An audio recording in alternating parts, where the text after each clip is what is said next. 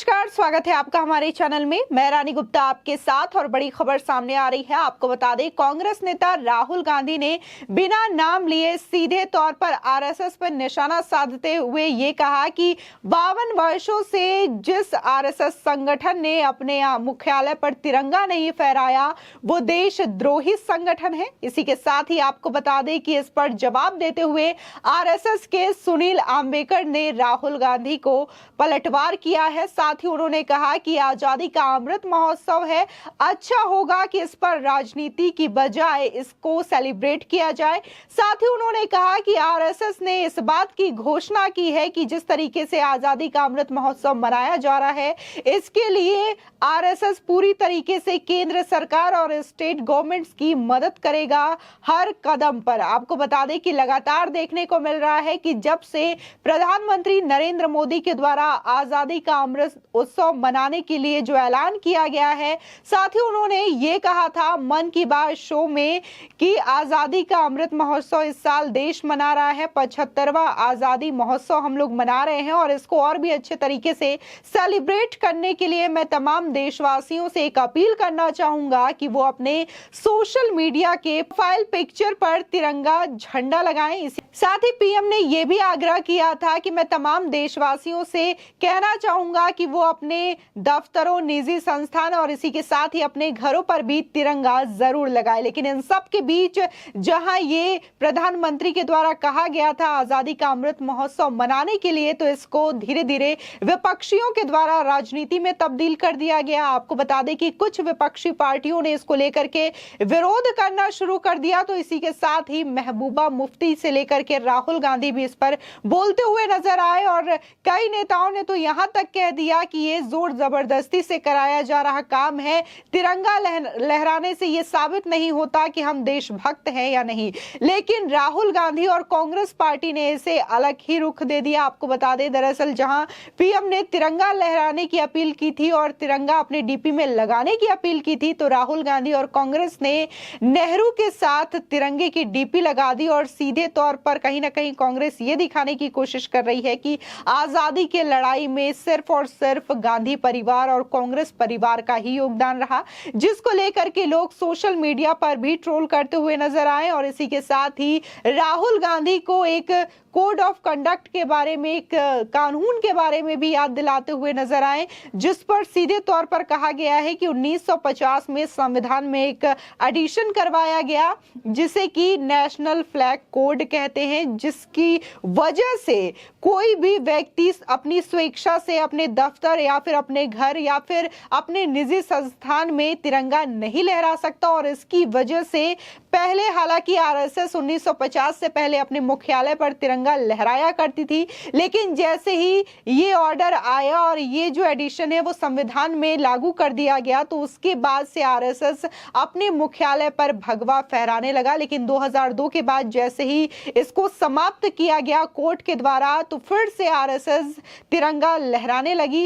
इस बात को भी लोगों ने याद दिलाया। इसी के साथ ही लोगों ने यह भी कहा सोशल मीडिया पर कि जिस तरीके से राहुल गांधी और तमाम कांग्रेसियों ने ये डीपी लगा रखी है पंडित नेहरू के साथ तिरंगा लिए, तो कहीं ना कहीं इसमें दिखाया जा रहा है तिरंगे को झुका करके कि नेहरू का कद तिरंगे से ज्यादा ऊंचा है, यानी कि नेहरू तिरंगे से ज्यादा मायने रखते हैं। इसी के साथ ही यह भी कहा जा रहा है लोगों के द्वारा कि जो कांग्रेस है वो तो उस तिरंगे को नहीं बचा पाए जो कि 1947 में पहली बार प्रधानमंत्री जवाहरलाल नेहरू के द्वारा लहराया गया था इस देश में। इसी के साथ ही तमाम बातें जो लोग हैं सोशल मीडिया पर राहुल गांधी और कांग्रेस पार्टी को लेकर के कहते हुए नजर आ रहे हैं। इसी के साथ ही आरएसएस और कांग्रेस का जो अस्तित्व रहा है उसको भी याद दिलाते हुए नजर आ रहे हैं। आपको बता दें, राहुल गांधी के ट्वीट पर आरएसएस के सुनील आम्बेकर ने करारा पलटवार करते हुए कहा कि आजादी का अमृत महोत्सव को पूरे देश के लिए मनाया जा रहा है। आरएसएस ने केंद्र, राज्य सरकारों या फिर किसी अन्य संगठन द्वारा ऐसे सभी कार्यक्रमों के लिए समर्थन और भागीदारी की घोषणा पहले ही कर दी है। आजादी का अमृत महोत्सव पर राजनीति नहीं होनी चाहिए, बल्कि जश्न पर ध्यान देना चाहिए। इसी के साथ ही आपको बता दें, दरअसल राहुल गांधी ने ट्वीट करते हुए सीधे तौर पर आरएसएस पर निशाना साधा था और कहा कि कर्नाटक खादी ग्रामोद्योग के सभी साथियों से मिलकर बहुत खुशी हुई। इतिहास गवाह है, हर घर तिरंगा मुहिम चलाने वाले उस देशद्रोही संगठन से निकले हैं जिन्होंने 52 सालों तक तिरंगा नहीं फहराया। आजादी की लड़ाई से ये कांग्रेस पार्टी को तब भी नहीं रोक पाए और आज भी नहीं रोक पाएंगे। इसी को याद दिलाते हुए आपको बता दें कि एक यूजर AK सिन्हा ने ट्वीट कर लिखा, झूठ बोलते हुए थोड़ी सी शर्म आती नहीं, जनता को गुमराह करने की नीयत से हमेशा भ्रामक बयान देते हो, ये निहायत ही निंदनीय और शर्मनाक है। भारतीय संविधान में कहा गया था कि आम जनता अपने घर, अपने ऑफिस, अपने संगठन के कार्यालय या संगठन के मुख्यालय आदि पर तिरंगा झंडा नहीं फहरा सकती। इसी के साथ ही जिस तरीके से कांग्रेस द्वारा नेहरू के साथ तिरंगे की डीपी लगाई गई है, उस पर भी लोगों ने लगातार कांग्रेस पार्टी को ट्रोल किया है। और एक यूजर ने लिखा, पीएम ने हर घर तिरंगा अभियान चलाया है, हर घर नेहरू नहीं। इसी के साथ ही एक यूजर लिखते हैं कि देश का सबसे बड़ा देशद्रोही संगठन कांग्रेस और गांधी परिवार है, जिन्होंने देश की जनता की आंखों में धूल झोंक कर देश का दुश्मन चीन के साथ गुप्त समझौता किया। देश के सैनिक दुश्मनों के साथ दो हाथ कर रहे थे, तब राहुल गांधी चीन के राजदूत से गुप्त वार्ता कर रहे थे। इसी के साथ ही अजय नाम के एक यूजर लिखते हैं, खिलाफत से लेकर देश को बांटकर इस्लामिक राष्ट्र बनाने तक सिर्फ स्वतंत्रता के बाद का पार्टी व परिवार का इतिहास व अब वायनाड पलायन, ये सब कुछ बताता है कि देशद्रोही व भ्रष्टाचारी कौन है। साथ ही कमल नाम के एक यूजर लिखते हैं, देशद्रोही शब्द से आपका क्या तात्पर्य है महोदय? आपके गांधी जी को तो क्रांतिकारी भी आतंकवादी ही नजर आते थे।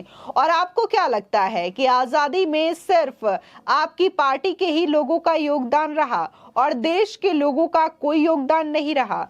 तिरंगा हर हिंदुस्तानी की शान है, देश आजाद है, वो आजाद ही रहेगा। आपको बता दें कि ट्विटर यूजर ने पीएम मोदी की एक पुरानी वीडियो शेयर करते हुए लिखा, वर्ष 1992 में नरेंद्र मोदी ने तब लाल चौक पर तिरंगा फहराया था जब राहुल गांधी आप उस समय हाफ पैंट पहनना शुरू किए थे, इसलिए अपना फनी स्टेटमेंट अपने पास रखें। आपको बता दें, श्रीनगर के लाल चौक पर 32 साल पहले यानी कि 26 जनवरी 1992 को पहले भाजपा के वरिष्ठ नेता मुरली मनोहर जोशी के साथ वर्तमान प्रधानमंत्री नरेंद्र मोदी ने भी तिरंगा फहराया था।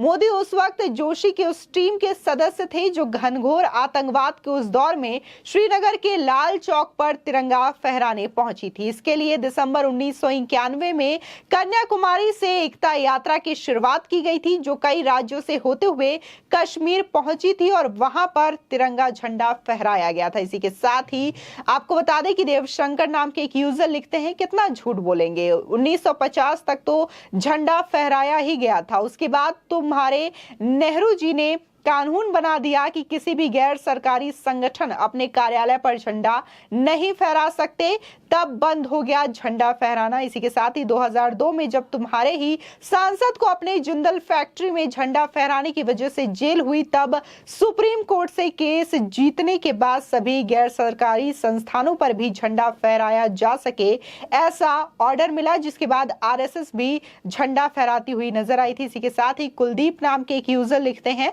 पूरे देश में दंगे कराने वाली पीएफआई को राजस्थान में रैली करने की इजाजत देने वाली कांग्रेस देश की निस्वार्थ सेवा करने वाले संगठन को देशद्रोही कहती है। तुम ये बताओ कि आजादी के 60 साल बाद भी कांग्रेस जम्मू कश्मीर में तिरंगे के साथ कश्मीर का झंडा लहराने से आज तक क्यों नहीं रोक पाई? इसी के साथ ही देव नाम के एक यूजर लिखते हैं कि जब भगत सिंह, राजगुरु, सुखदेव, चंद्रशेखर आजाद फांसी पर लटक गए, सुभाष चंद्र बोस अंग्रेजों से लोहा लेते थे, वीर सावरकर काला पानी की यातना सह रहे थे, तब नेहरू जी जेल में आराम से बैठकर डिस्कवरी ऑफ इंडिया लिख रहे थे। नेहरू जी का नाम अंग्रेजों ने प्रधानमंत्री पद हेतु प्रस्तावित किया था। वहीं बलराम नाम के एक यूजर लिखते हैं कि कम से कम तिरंगे पर राजनीति कर देश का अपमान करना गलत है।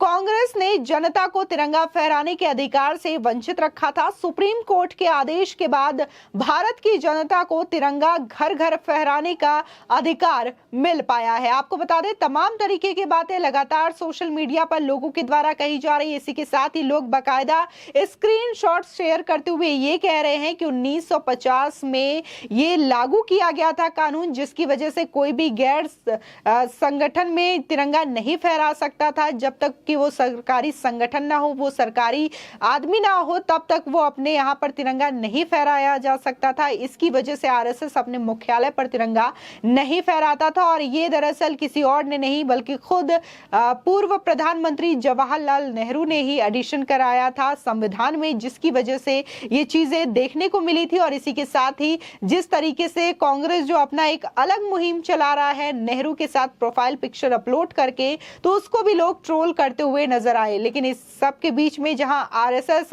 हर कदम पर निस्वार्थ सेवा करती हुई दिखाई देती है, बाढ़ पीड़ितों से लेकर के जिस तरीके से भी देश में आपदा आती है तो उस पर हमेशा आरएसएस के जो लोग रहते हैं वो दिखाई देते हैं फ्रंट पर।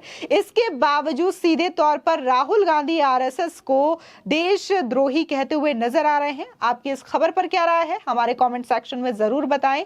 आगे की और भी अपडेट के लिए चैनल को सब्सक्राइब करना ना भूलें।